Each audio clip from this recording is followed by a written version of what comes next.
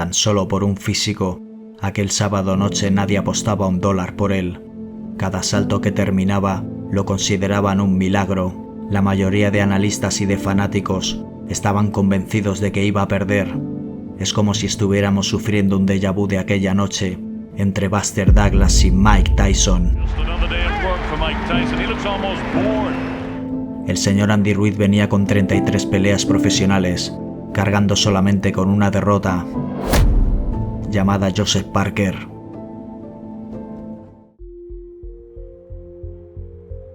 En un principio Anthony Joshua, quien era considerado como la joya inglesa, estaba citado para pelear contra el norteamericano Jarrett Miller. Pero este falló en las pruebas de dopaje, y el promotor Eddie Hearn rápidamente se vio en un aprieto, teniendo que buscar a un rival a última hora. De entre todos los nombres, Andy levantó la mano al enterarse de la noticia. Corrió a escribir al promotor inglés y este le concedió la oportunidad. Pero está claro que aceptó pensando en que no sería ningún reto para su gallina de los huevos de oro, a pesar de que Andy venía de haberle puesto tibia al alemán Alexander Dimitrenko, que por aquel entonces no era ninguna perita en dulce. En las conferencias de prensa se notaba que el trato de los ingleses hacia Andy Ruiz era de condescendencia. Estaban frotándose las manos pensando en el siguiente KO a anotar en el currículum de su estrellita. En mitad del ruido que generaba Anthony Joshua, Andy Ruiz no paraba de repetir que iba a sorprender al mundo, pero los analistas y fanáticos estaban demasiado cegados por el físico de culturista que traía el boxeador inglés como para tomárselo en serio. Recuerdo que cada asalto de Andy Ruiz en las apuestas se pagaba hasta 100 euros. Llegaba el momento más esperado en 29 años por Andy Ruiz. Uno se veía seguro y sobrado de sí mismo, mientras que el otro parecía que irradiaba nerviosismo. Visto desde fuera, por la forma física de los dos, parecía que iba a ser un homicidio televisado.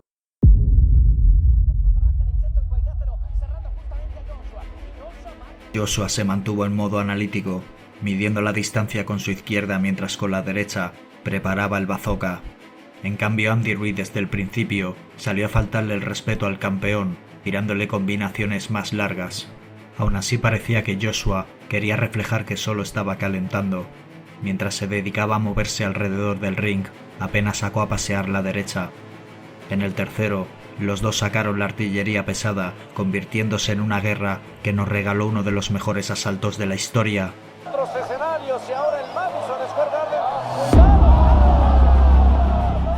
Andy se comió una combinación de 3 golpes que le hizo poner el culo en la lona. Durante unos segundos parecía que todo había sido una ilusión. Después de levantarse, la gente pensaba que Anthony Joshua iba a atropellarle.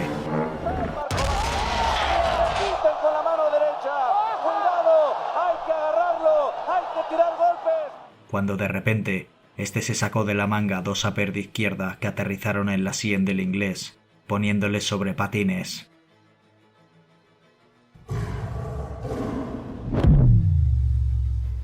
El público se levantó del asiento sin poder creerse lo que estaban viendo.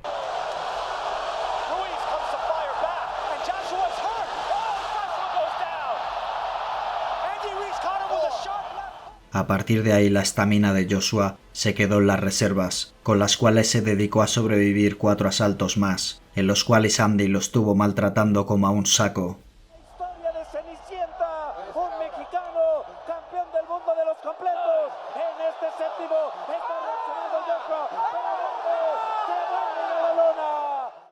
Su lenguaje corporal lo decía todo.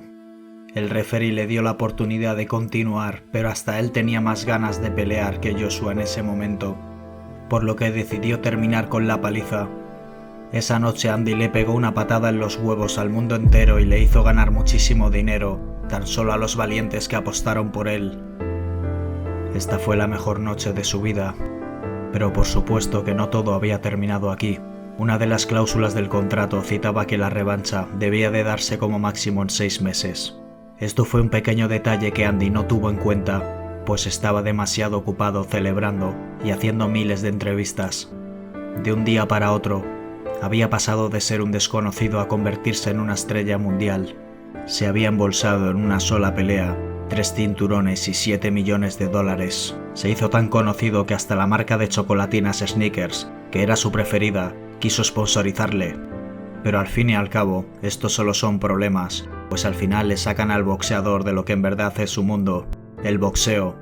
Mientras tanto, Joshua afilaba sus herramientas preparándose para recuperar lo que le habían quitado.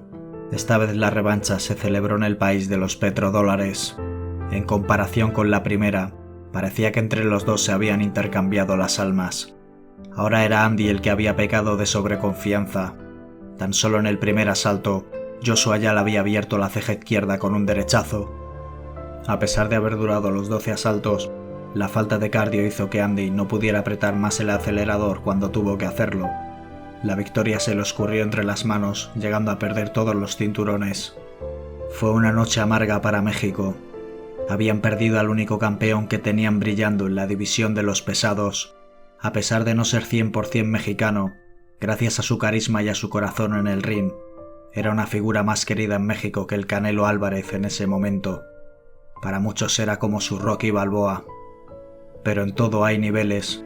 No es lo mismo ganar un cinturón un día que defenderlo varias veces contra nuevas promesas que vienen con más hambre y siendo más jóvenes que tú. Andy fue capaz de noquear a la promesa de Inglaterra, pero no fue capaz de gestionar el peso de su gran hazaña.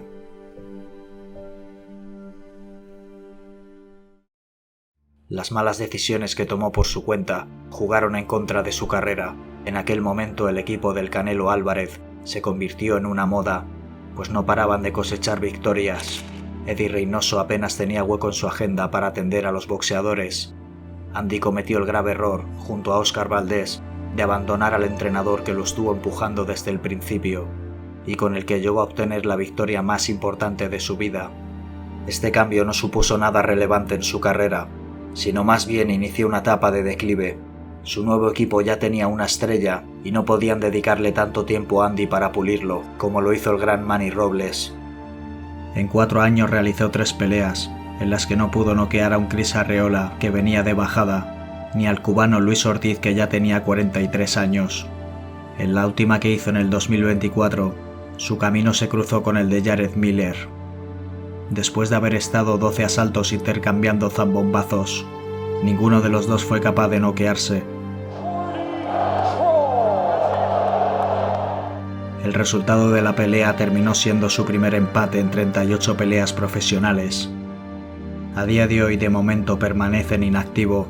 Quién sabe si en algún momento volverá a revivir el hombre al que le apodaban el Destroyer.